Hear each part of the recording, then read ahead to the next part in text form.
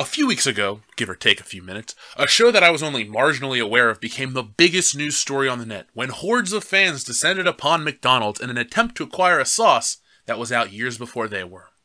If you don't know what I'm talking about, look into the Rick and Morty Szechuan snafu. It'll make you laugh, it'll make you cry. Cry because that's where we are as a society. It's a one-off joke that turns into hordes of people running to McDonald's and demanding what's theirs. Except that it's not their right to have Szechuan sauce. Fast forward to this Friday the 13th, and an article over on Junkie.com by one Cameron Williams titled The Rise of Toxic Fandom, Why People Are Ruining the Pop Culture They Love. And it got me thinking, is there a toxicity problem in entertainment? No. I think there's a bigger problem in entertainment. Stupidity. The Rick and Morty situation is just the most recent example of stupid people with too much time on their hands. The article seems to have its heart in the right place, but its message is overly optimistic. You can read the entire thing because the link will be in the description, but I'll just paraphrase the article. Basically it said, geek culture was niche, comic book movies made it big, and now everyone is part of a fandom, and that's a good thing. But I disagree, and I'll lay it out for you at the end. We can look into every facet of entertainment, and we find the stupidity problem. When sports fans tip over cars and burn shit, stupid. When gamers get into real fights, more stupid shit. But companies love it because you make them money when you act like assholes. The company name and its product get constant free attention. I rarely eat at McDonald's, but all this talk of Szechuan sauce made me really want a Big Mac. Things like this hit you on a psychological level, and it only benefits those at the top. The bigger a fan base, the more stupid people become interested, and you know what they say about a fool and his money. Big companies want more of it, so they're always looking for new properties to exploit. Great for business, bad for artistic integrity. Personally, I blame the Big Bang Theory for the exploitation of the comic book industry and geek culture itself. For a select few, it's a show that features their interest and hobbies in a positive light. Prior to that, you had The Simpsons' depiction of nerd culture, and it was very odd but very accurate. Now people are into comics because they see it on the Big Bang Theory, and it's just another form of virtue signaling.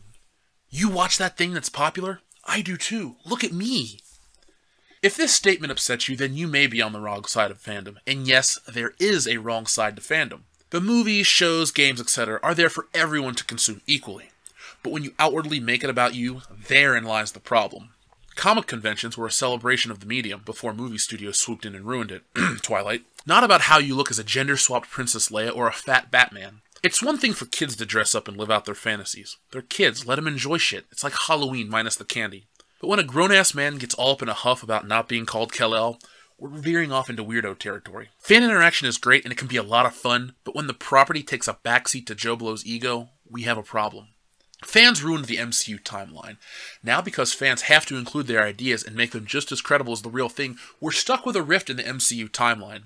Just because some asshole thought it would be so cool to have that little boy from the Stark Expo be Spider-Man, Marvel had to come out and fix a problem that was never there because of the fans and their incessant need to poorly rewrite entertainment to fit their psychological needs. Idiots tried it with James Bond and the whole codename theory.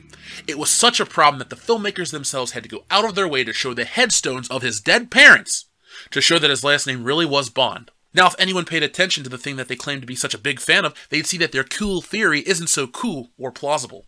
We're balls deep in this whole who is Snoke debacle, and are you on the Rey as a Kenobi team?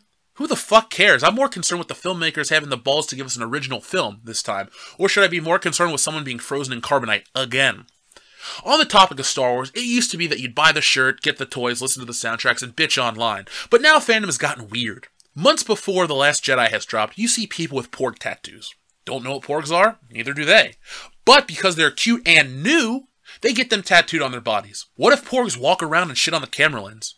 You just got a walking turd tattooed to your fucking leg. People don't think things out anymore. They don't weigh the consequences of their decisions. Impulse outweighs logic, and with the help of social media, those who are the try-hardest are Christians as the biggest fans. In actuality, they're the dumbest. They're walking billboards. The more likes you give these people, the more the fan base gets diluted to shit. Now let me get real for just a quick second. The most important thing you own is your time, and when you give it to something because you love it, no matter the popularity, that makes you a real fan. Not a tattoo, not dressing up at a convention, nothing that is a cry for attention. We live in an increasingly narcissistic society, and the parent companies of your favorite properties love it. You are free advertising. They'll give you a quick taste of the spotlight and you'll make them millions. Want to be called the biggest fan? Try the biggest whore, and a cheap one at that.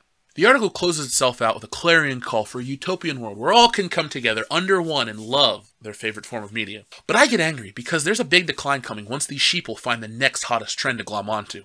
Comic books are already being catered to their interests, and people aren't buying them. Marvel's social justice experiment has failed, and the readership is suffering. Star Wars will die again, and it did before, more on that later in the week, and those who are fans will suffer. It's nice when people have the same interests as I do, but when Disney releases A New Hope for Dummies and the dummies awaken, I get pissed. So that was it for today's video.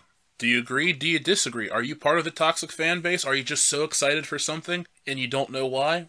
Probably not if you're listening to this channel. We try to keep it pretty real. But no matter who you are, no matter what side of the line you fall on, thank you for taking your time to listen to this video. If you found this video and you haven't subscribed, please do. We got a lot of great content that comes out during the week and a massive back catalog with topics ranging from Star Wars to comic books to pretty much anything entertainment-based. So World Class Bullshitters is the channel for you. If you're already a subscriber to this channel, and thank you, make sure you have that bell notification so you can see all of our videos that come out all the time. And if you have the time and the money, donate $1 over to Patreon or more a month. We got great content that comes out every week exclusive for patrons. As we speak, there are commentaries, special Halloween videos, roundtable discussions, and coming this week, a very exclusive episode of World Class Bullshitters, the epitome of pop culture, that will never hit YouTube. Why?